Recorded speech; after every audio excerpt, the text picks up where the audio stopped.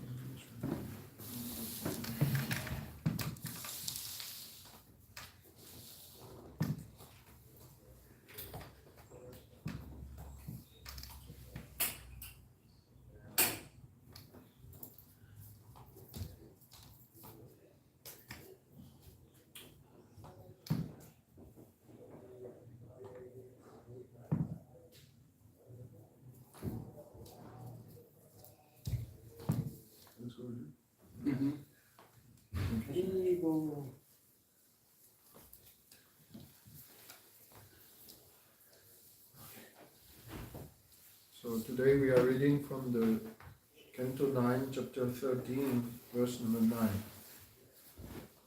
So we'll read the Sanskrit. Yasya yogam na vanchanti yoga bhaya katara bhajanti charanam bhojam munayo harimedhasa yasya yogam na vanchanti yoga bhaya katara bhajanti charanam bhojam munayo harimedhasa yasya yogam na vanchanti yoga bhaya katara bhajanti charanam bhojam munayo harimedhasa.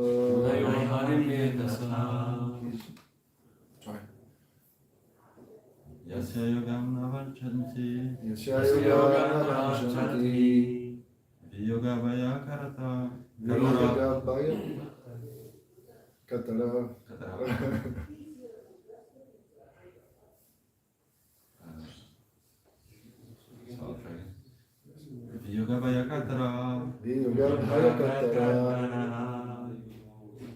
bhajanti karana charanam bhojam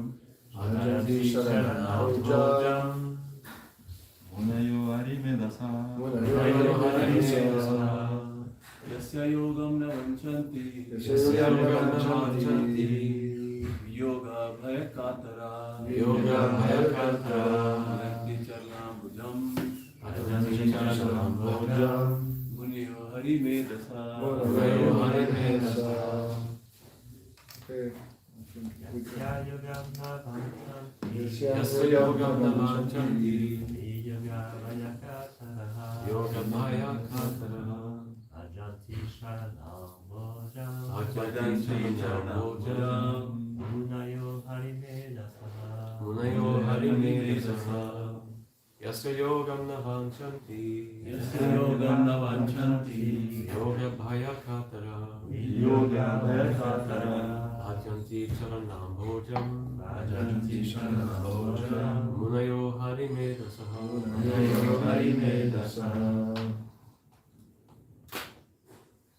So word for word. Yasya, with the body. Yogam, contact. Na, do not. Anchanti, yani is desire. Yoga bhaya katara, being afraid of giving up the body again. Bhajanti, offer transcendental loving service. Charana ambhojam, to the lotus feet of the Lord. Munayaha, great saintly persons. Harimedasa, whose intelligence is always absorbed in thoughts of Hari, the Supreme Personality of Godhead. Translation and purport, His Living Grace, Vaishalan Aravinda, Tirananta Swami Prabhupada. Maharajnimi continued, Mayavadi generally want freedom from accepting a material body because they fear having to give up it again. Devotees whose intelligence is always filled with the service of the Lord are unafraid. Indeed, they take advantage of the body to render transcendental loving service. Maharajnimi did not want to accept a material body which would be a cause of bondage, because he was a devotee. He wanted a body by which he could render devotional service to the Lord. Sri Bhaktivinoda Thakur sings, Janmaobi more icha jaditor bhaktagriye jadi janma au more kita janma au jata tu yadash. My Lord, if you want me to take birth and accept a material body again, kindly do me this favor. Allow me to take birth in the home of your servant, your devotee. I do not mind being born there, even as an insignificant creature like an insect. Chaitanya Mahaprabhu has also said, Radhanamna janamna sundarim kavitam vajagati shakkamaye mama janmani janmani jvare bhavatad bhakti retukivai. O Lord of the universe, I do not desire material wealth, materialistic followers, a beautiful wife, or fruitive activities described in flowery language. All I want, life after life, is unmotivated devotional service to you. Shiksha number 4. By saying life after life, Janmani, Janmani, the Lord referred to not an ordinary birth, but a birth in which to remember the lotus feet of the Lord. Such a body is desirable. A devotee does not think like yogis and gyanis who want to refuse a material body and become one. These impersonal Brahman effulgence. A devotee does not like this idea. On the contrary, you will accept any body, material or spiritual, for he wants to serve the Lord. This is real liberation. If one has a strong desire to serve the Lord, even if he accepts a material body, there is no cause of anxiety. Since the devotee, even in a material body, is a liberated soul, this is confirmed by Sri Radha Parisisvara Mandir. Harer dasya karmana manasa gira nikarajva pyuva vastasu jivan muktasa uchyate.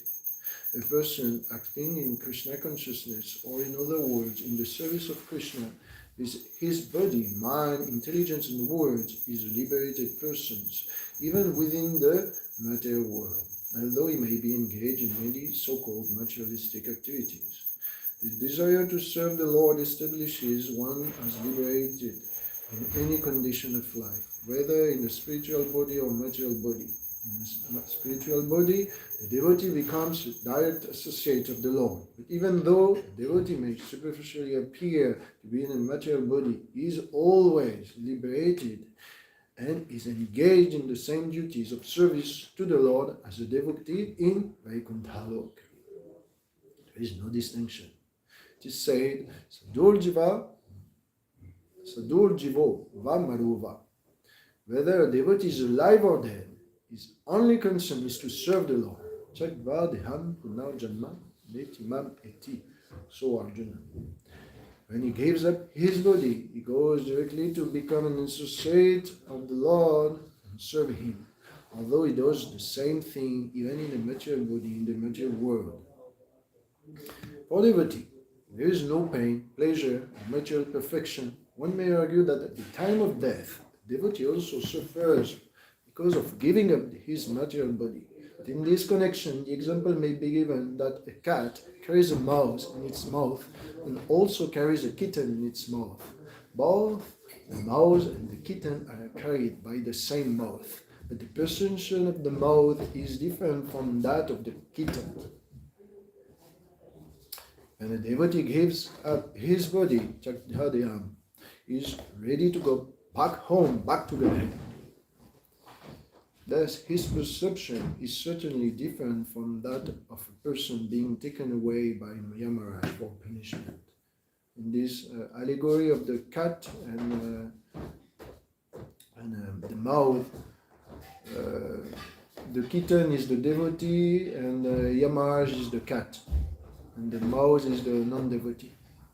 So the mouth is devoured by Yamaraj, and the kitten is actually carried by Yamaraj to Krishna. The person whose intelligence is always concentrated upon the service of the Lord isn't afraid of accepting a material body, whereas non-devotees, having no engagement in the service of the Lord, is very much afraid of accepting a material body or giving up his present one. Therefore, we should follow the instruction of Chaitanya Mahaprabhu, Mama Janmani Janmarishvare Bhavatat Bhakti Retu Kidvai. It doesn't matter whether we accept a material body or a spiritual body. Our only ambition should be to serve the Supreme Personality of Godhead.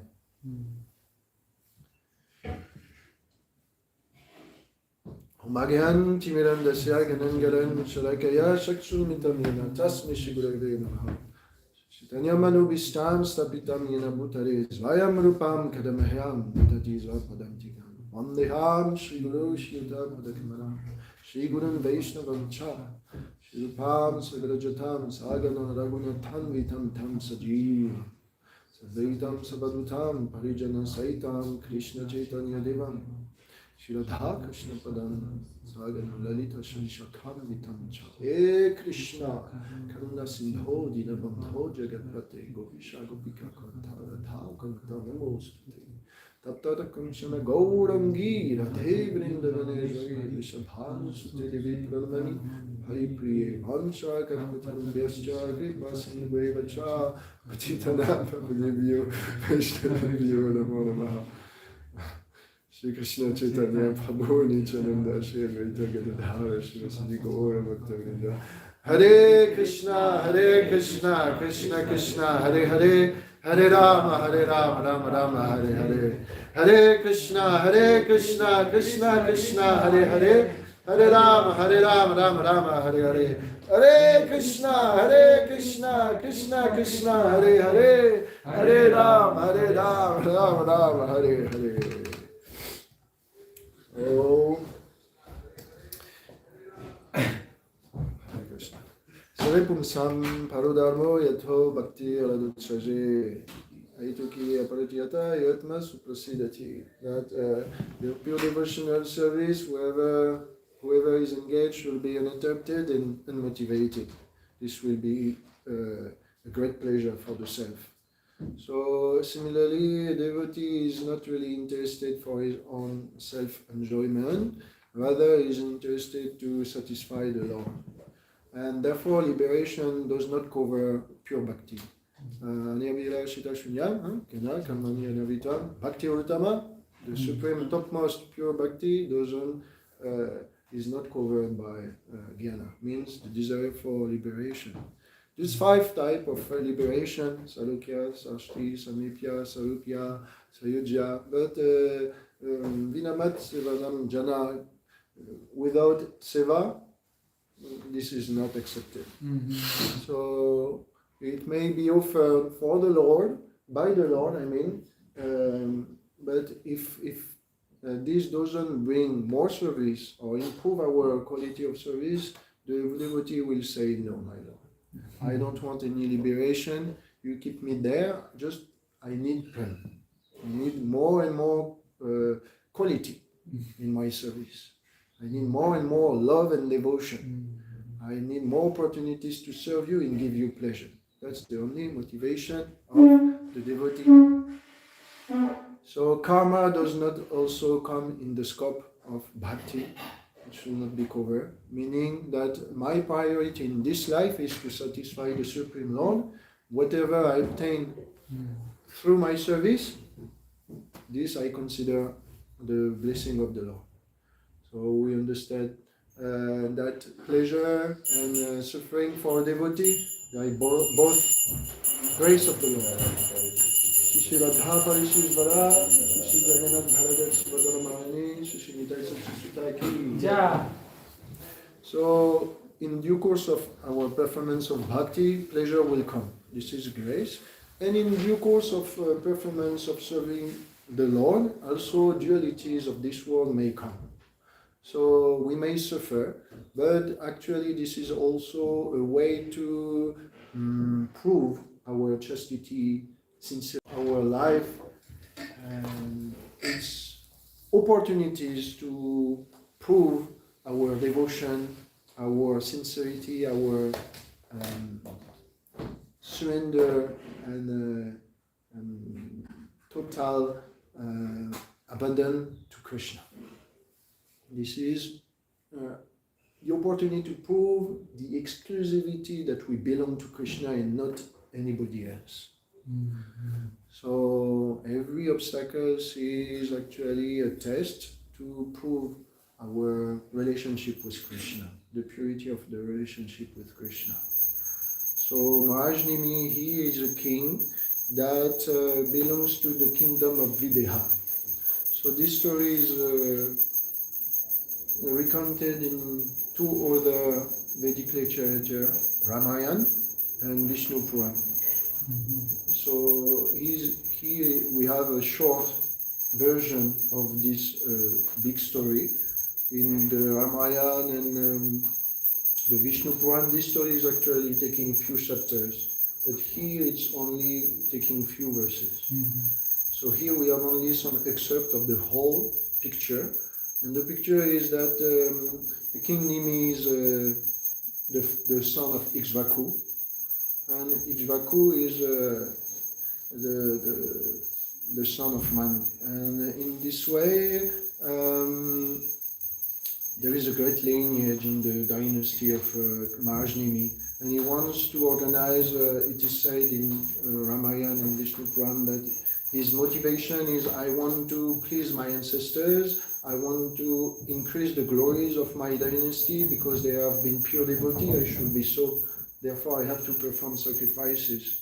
So Ikshvaku is invited, and many rishi like Atri Muni, Angiras, and people like Gautama, because this kingdom of Videha will be later on the kingdom of Janak Maharaj and Ramachandra Bhagavan, is also in the vicinity of Gautama Rishi. And therefore they are all invited. And also Vasishtha Muni, the spiritual master of Maharaj-Nimi, is invited.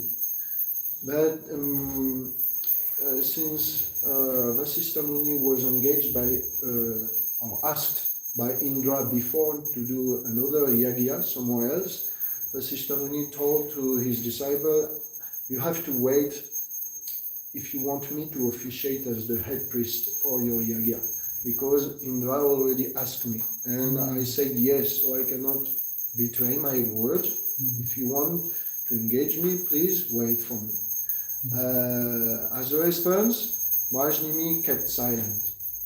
But in Sanskrit, it says that, or in Vedic etiquette, it says that silence means consent. If you don't say anything, that means you agree.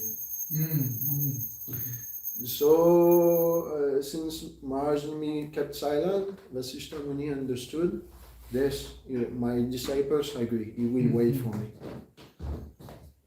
However, then after reflection, Maharaj considered, well, actually I cannot wait, because death can come at any time, and this body is meant to serve the Lord. I cannot wait for this body to serve the Lord and wait for the return of my Guru Maharaj to serve. So I have to serve now. So I have to do that yagya now, because maybe tomorrow will be the end for me. So let me engage my body for the pleasure of the Lord right now. So he engaged Gautama as the head priest instead. But Vasishtha Muni did not know.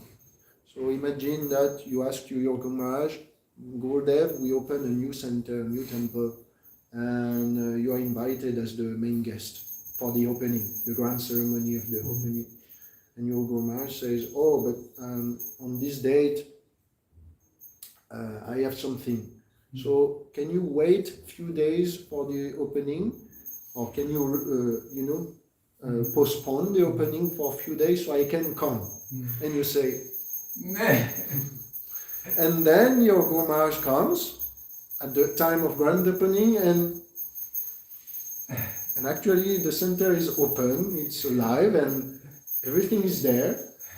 And the Guru Maharaj asked, I thought that was the first day, there is no celebration here. And the disciples say, oh, Guru Maharaj, actually we decided to open on another day because you were too slow. Will your Guru Maharaj will be pleased with that or not? Tell me frankly. He should not have any concern about this. Well, if he is invited, he's coming for that, then... He's understanding this. Yes, he's understanding guru, this. His guru, the way he thinks is the rest from him. But if you invite someone and as a guest of honor, and you do the celebration without him, then it's actually not proper, considered Vaishnava etiquette. If you invite someone for a celebration, he comes and the celebration is over because you didn't tell me actually we will do something else, then it's not the good etiquette. The good etiquette is you have to tell that person, okay, we will change the date. We cannot wait for you.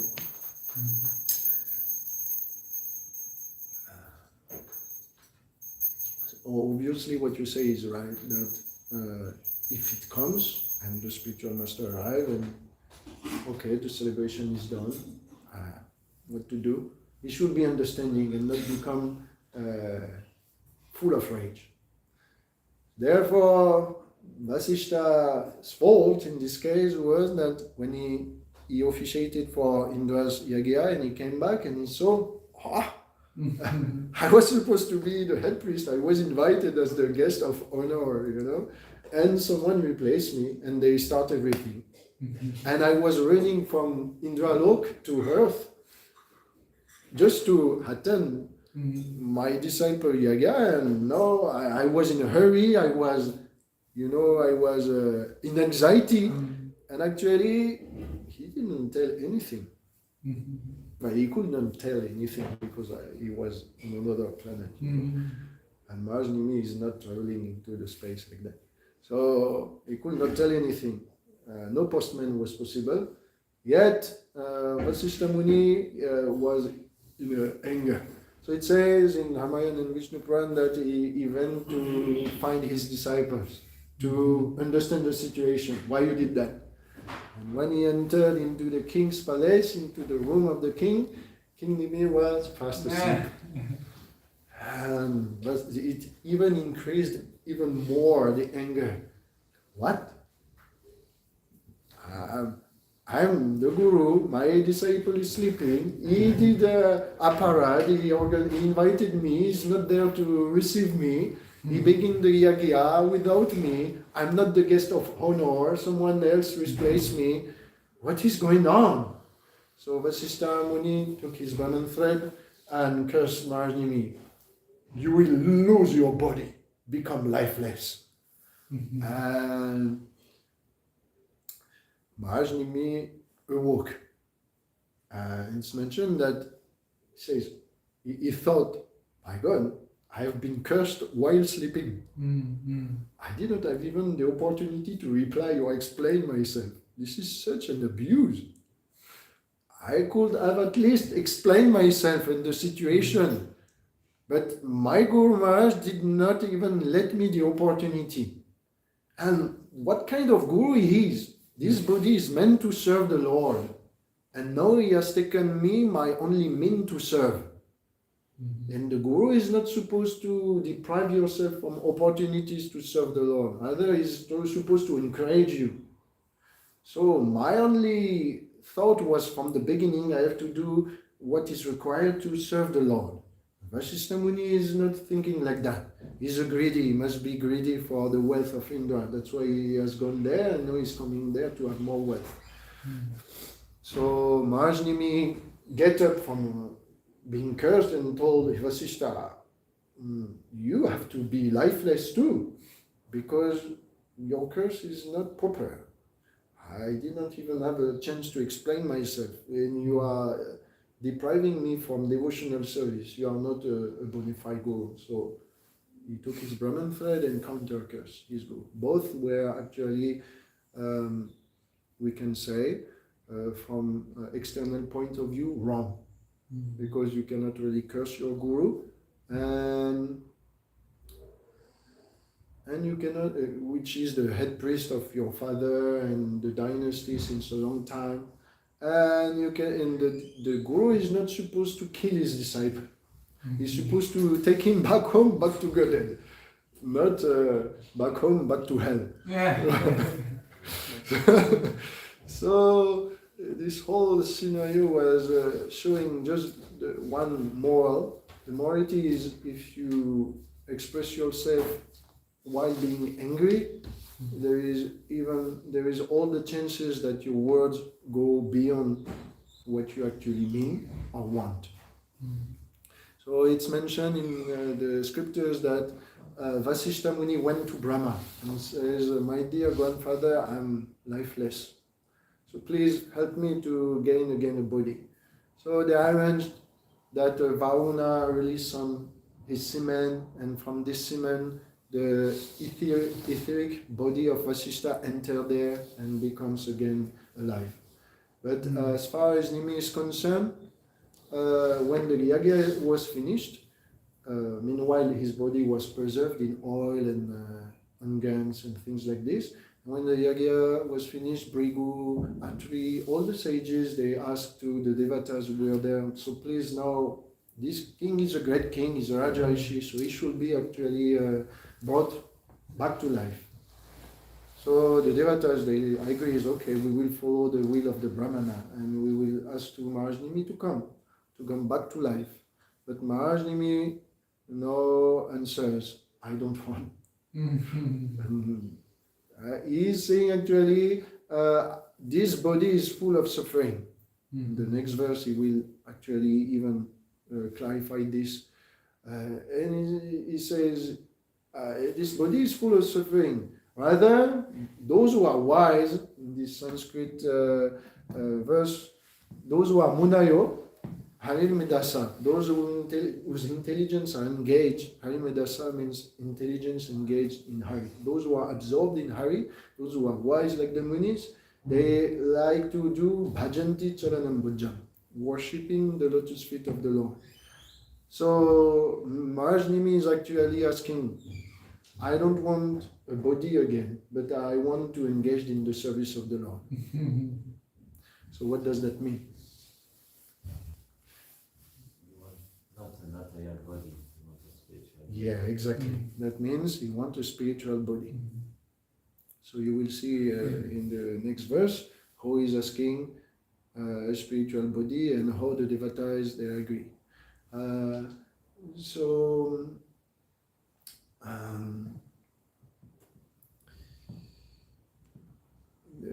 The main point here is Prabhupada's emphasis is that either material or spiritual body, actual liberation is Yasya Dasya. Hare Dasya means becoming a servant of Hari. This is forming from Rupa Goswami Bhakti Rasamrita Sindhu. Here Yasya Hare Dasya. One of the angas of Bhakti is Dasya.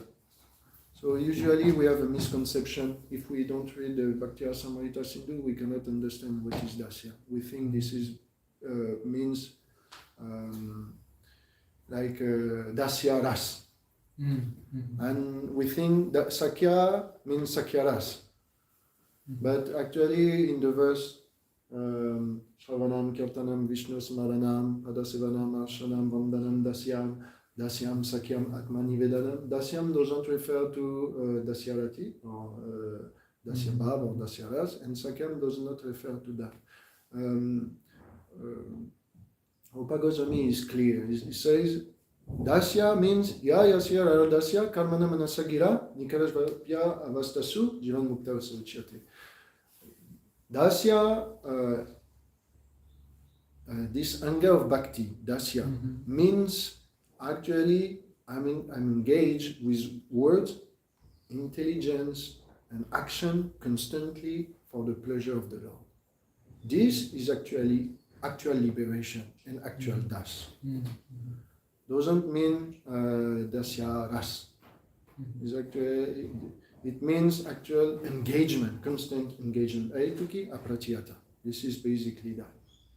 So one who is constantly engaged for the pleasure of the Lord with body, intelligence, mind, words, action, this is a real das. And is actually liberating right now.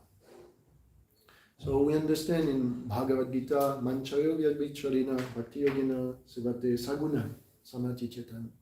When you are engaged in pure devotional service, you are liberated. But actually, it does not mean that it's because you are engaged in pure devotional service that you are liberated. As long as you engage in pure devotional service, you are liberated. As soon as you stop, now you are conditioned. So, as long as you are not attained perfection, you are subjected to the possibility to stop bhakti. There is some anartha who can come in the way of your performance and stop you and cause you forgetfulness, like Bharat Maharaj, He was engaged and he was on the liberated stage. He was in bhava stage, he was already almost completely perfect. He was constantly engaged. He was in the liberated stage, but because of some influences, some obstacles, the will of the Lord, he had to stop. And for some time, he was not liberated. He was not in that consciousness which is beyond the gunas. So when Prabhupada says we can be liberated in this body, it can mean right now you can also be beyond the influence of the guna if you are constantly absorbed in thoughts and engaged in service. But as soon as you stop, don't think this position will be maintained. You will be covered by the gunas. As long as you don't have attained the sadhya, the perfected stage, then there is always a possibility to be overcome by the gunas, the influences. So, Prabhupada doesn't mean that we are all liberated if we are engaged. We are actually liberated as long as we engage. That's a big difference. So don't think yourself, I'm now a liberated soul, because I have propensity to think about Krishna and engage. It will last as long as you endeavor for that consciously. So this is one misconception that has been cleared. Dasya is actually exemplified in in one verse that I like. Kamam bavas virginia niarishu nastach. Chetolivad yadinute padayola meta. Pachachana tulesivad yaditen grishobas.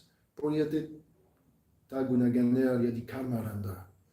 The Kumaras, they are praying to the Lord, my dear Lord, let us take birth at any place, any time, as long as we have to suffer our karma, as long as it is your desire. But we have a condition. If we have to take birth somewhere, please, Vachastanas tulasi yadintem grishobha. Make our words being always decorated by your feet, your lotus feet, as tulasi is always decorated by your feet. Make our chetolivad yaditem grishobha. Chetolivad, may our consciousness be like a bee, always moving around your lotus feet. And make our ears, Karmarandra, always filled with the glories of your narration. If those three things are done, then we accept to take any amount of birth. Why? Because Dasya, the one who has developed this anger of bhakti called Dasya, he understands that the pleasure, the perfection reside in the service of Krishna. Doesn't necessarily reside in the personal association of Krishna.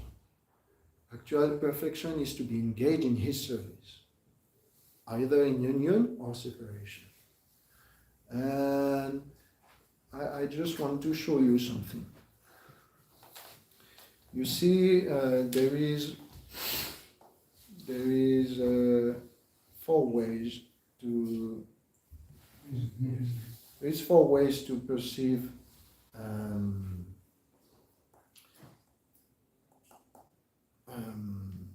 the spirituality or the world.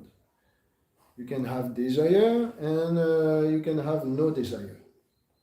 Here is material and here is spiritual. So those who main emphasis is material desires, they are called kami, you know. Those who main desire is spiritual, they are called bhaktas. Those whose main emphasis is we do not desire anything in this world, they are generally can be Gyanis, Mayavadis, people like that. This world is an illusion, we have nothing to do, this body is dangerous, we want to leave it, and we never want to take birth again. So this is impersonalism. As long as you have this impersonalism within you, you will always think, Krishna, please bless me, I don't want to come to this world again. And those who have no spiritual desire, they are like Shunyavadi, you know, the Buddhist. Like there is nothing to desire over there. But I want to show you our perspective. Here is the spiritual world, okay, and here is the material world, okay. So we don't mind to take birth again and again and again as devotees. Why? Because there is the joy of service. Because Krishna is Shri Krishna Karshini is all attractive.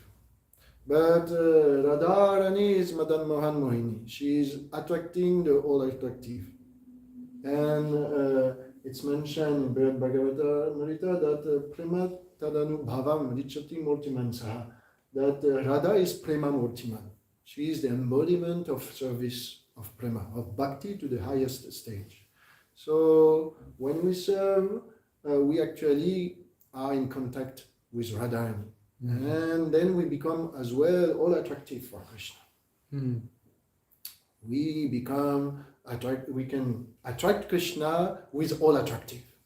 So Krishna is all attractive, therefore he has all pleasure available for him. Similarly, one who performs bhakti has all pleasure available for him.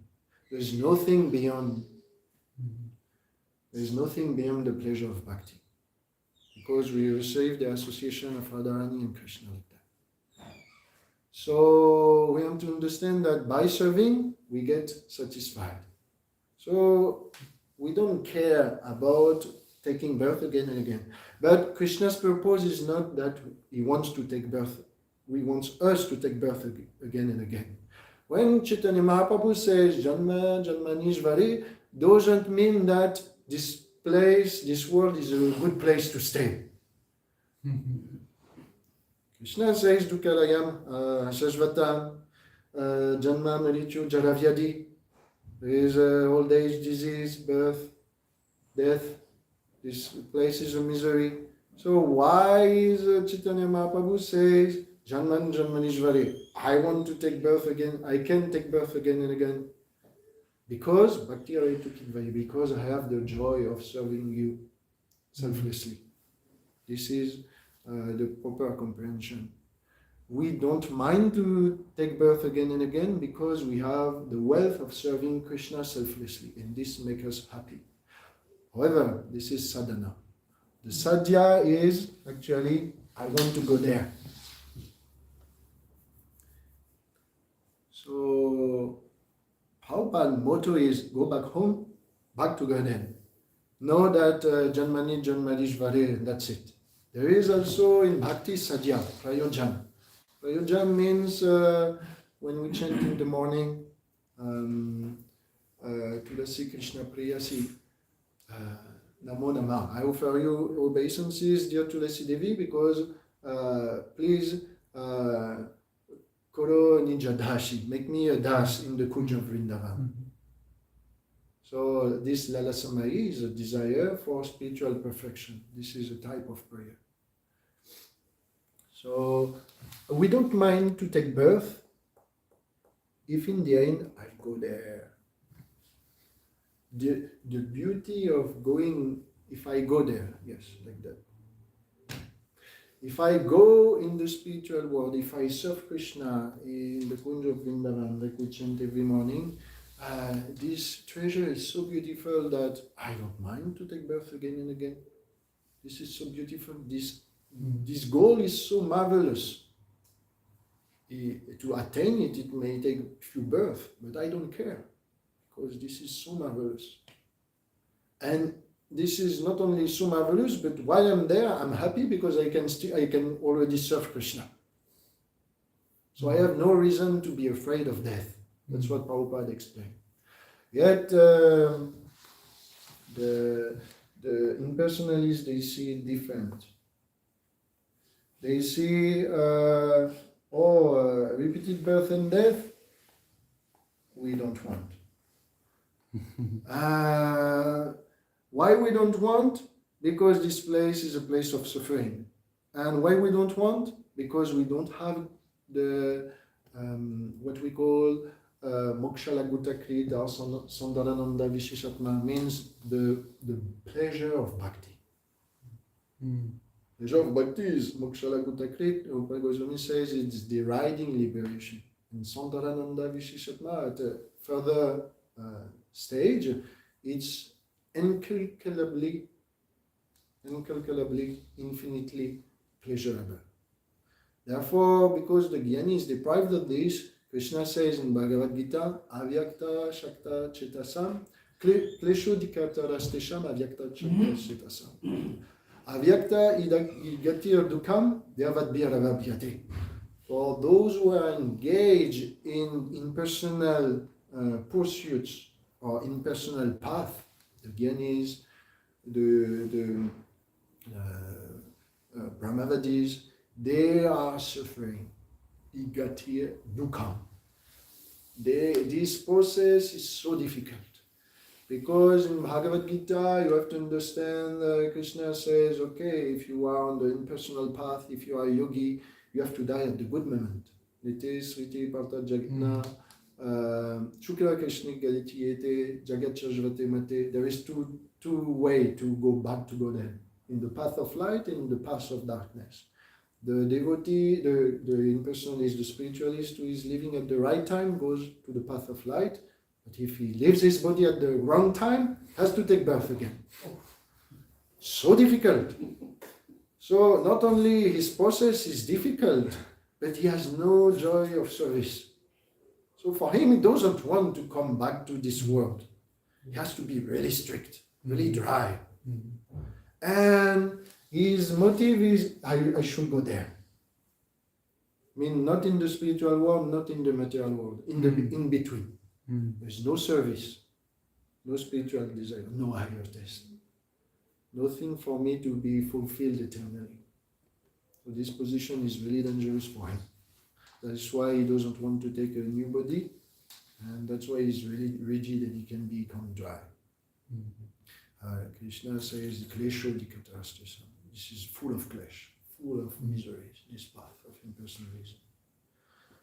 So the difference for us is because we depend on Radharani, is the pleasure potency of the Lord, because we depend on the service of Krishna, and Krishna is so wonderful, then we can accept to stay in this world.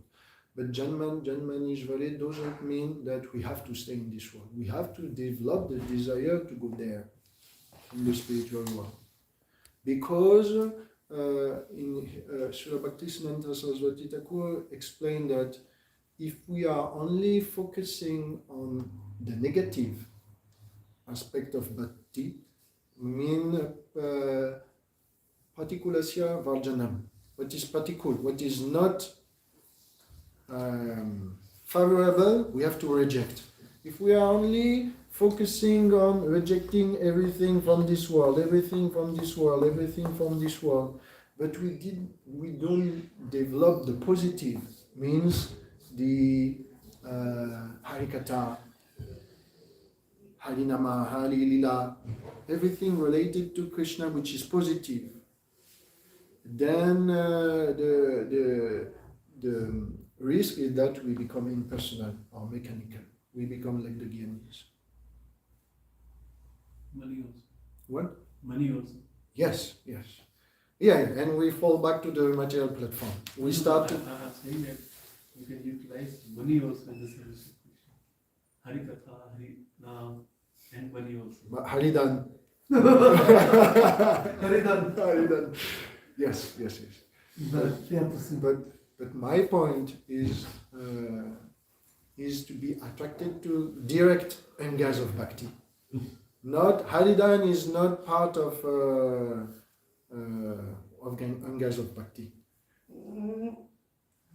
No. Actually, I can show you something. You see that In here? now I'm taking that from Bhakti Rasamrita Sindhu. Okay.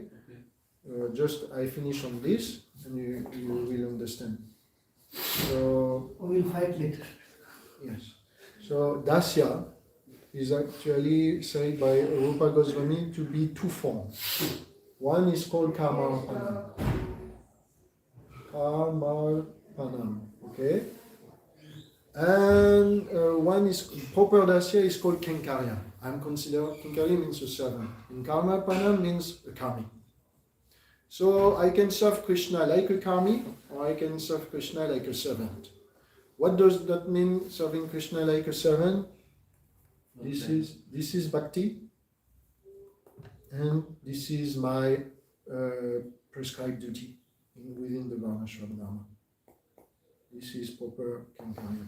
That means whatever I have to do within the society, actually I'm doing for, if it's favorable for bhakti, if it's conducive, if it's necessary for bhakti. Well, those who are Karmarpanam, those who are serving Krishna like karmis, they think, this is my prescribed duties, this is what I want to do within the society, and I had bhakti in the middle. You see the difference? One is doing everything for bhakti, and if he has to give money and work for that, then it goes, but it's not necessary if it's only conducive. The other one is thinking, I want to do what I want, what I like, and I connect this to Krishna. The mentality is really different. So, engaging money in the spirit of Dasya can be done only with this frame. That only if it's necessary, only if it's conducive to my spiritual life, I do it. Otherwise, if I'm attached to my work, to making money, and I had Krishna inside, this is not Dasya. This is Karma Yoga. This is a big difference. This is Karma Arpana. So that's the difference. So proper devotees, they do Dasya. They add everything, prescribed duties in the service of Krishna, and they attain perfection. This verse from Bhakti Rasamrita Sindhu, Nikhilaj here, you see, Nikhilaj Apya Avastasu means in any condition. I'm focused on Krishna. I'm engaged by body, minds, and words. If I'm doing that in any condition while doing my prescribed duties, I'm a Dasya. But if I'm doing my prescribed duties because I like them and I had Krishna inside and I am forgetful of Krishna before and after, or even while doing my prescribed duties, this is not Dasya. Dasya means always Krishna conscious. So that's all for today.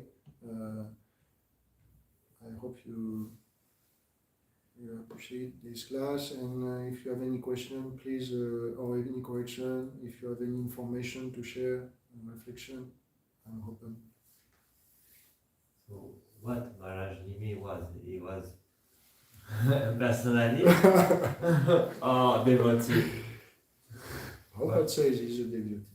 Prabhupada says he's a devotee. Yeah, I see Because at the beginning, but it looked like yes. interaction is Okay. more in the... So, I can tell you the Prabhupada is different from the Acharyas on this point.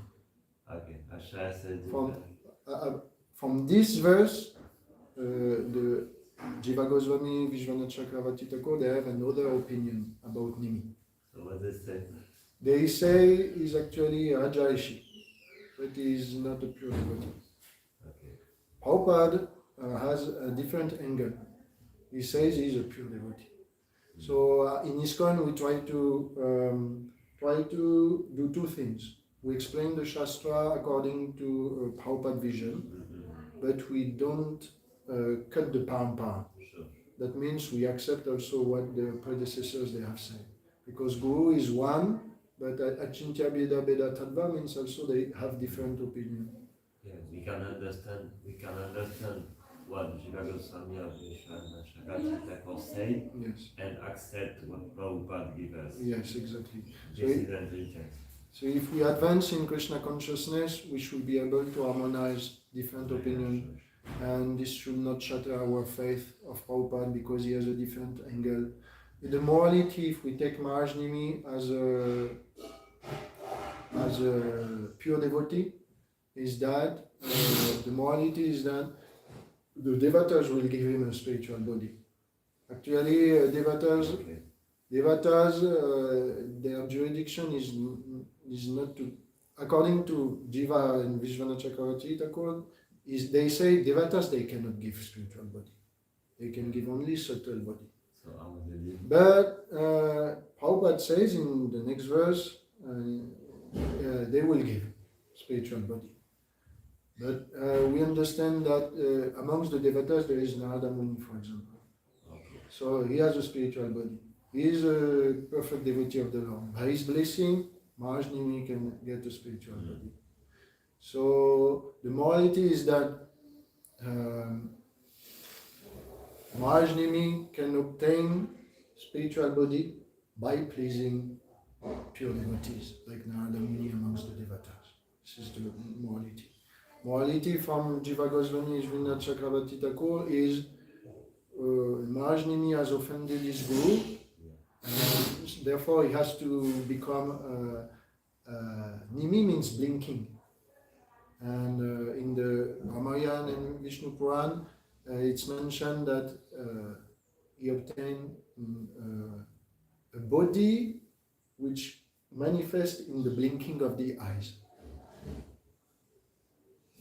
So wherever you blink, the enemy is there. This is what he asked.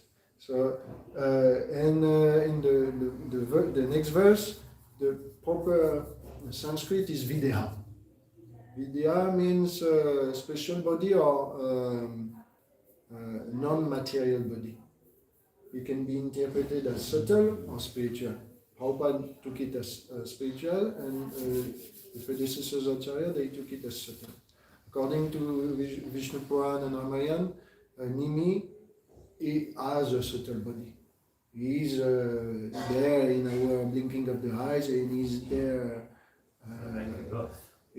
Practically yes. So the morality, if you take this vision, is that don't offend your guru. Otherwise you will suffer a lot. So Prabhupada don't care. Prabhupada wanted to bring another realization that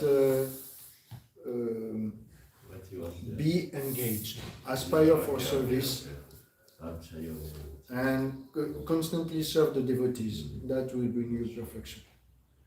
That's Preaching to the West. like that. So, yeah, I guess that's my answer.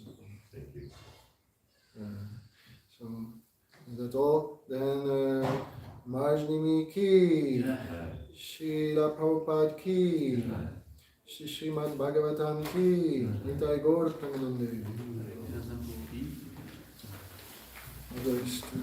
Revatinandana prabhu ki jai.